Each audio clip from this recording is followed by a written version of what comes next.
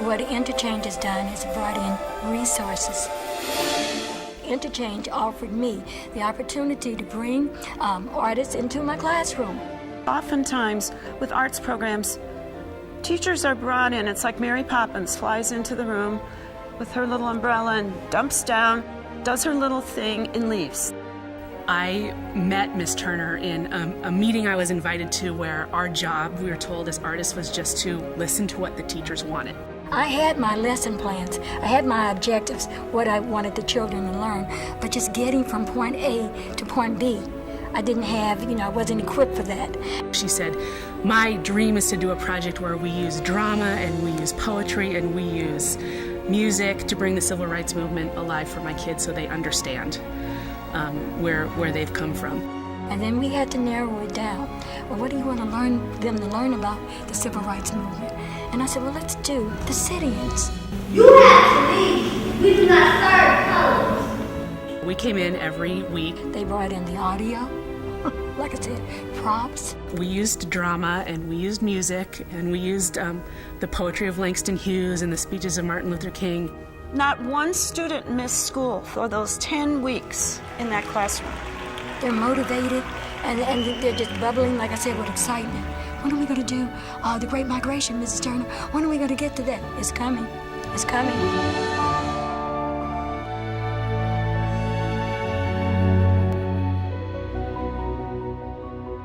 Last winter and spring, I worked over at Mann with ESL, English as their second language.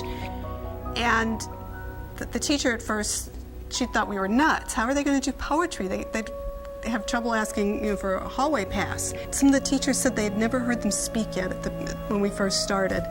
And by reading poetry and acting it out, doing creative movement, and to be able to stand there with this microphone, the little tiny voices, was just remarkable because it gave them such a sense of empowerment.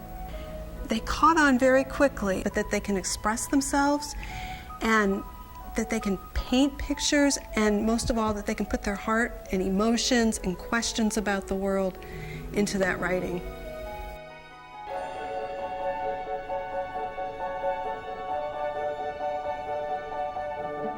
I think a lot of times when you just have that traditional way of teaching, the students get tired of learning, the teachers may be tired of teaching it, but when you have a creative outlet in order to be able to provide the same information, students get excited about learning. It's a way to pull those disengaged kids into the learning process. If kids have the opportunity to learn in a visual way or in a kinesthetic way, sometimes for their brains, that's the key. That's what wakes them up. That's what engages them.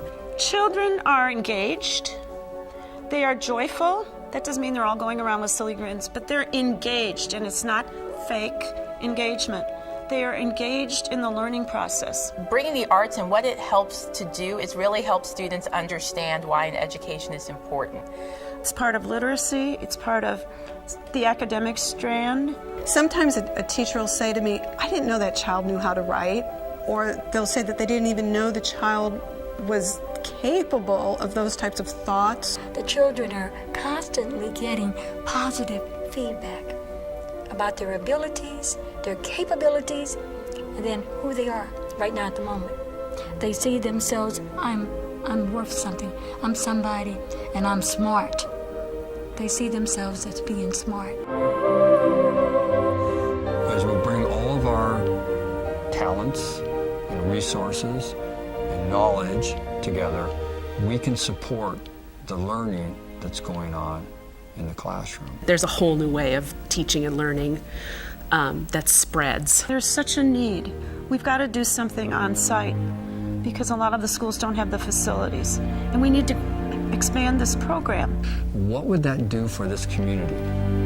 What would that do for St. Louis? What we're really after is a complete revolution in the public schools, and that's what I want to be a part of.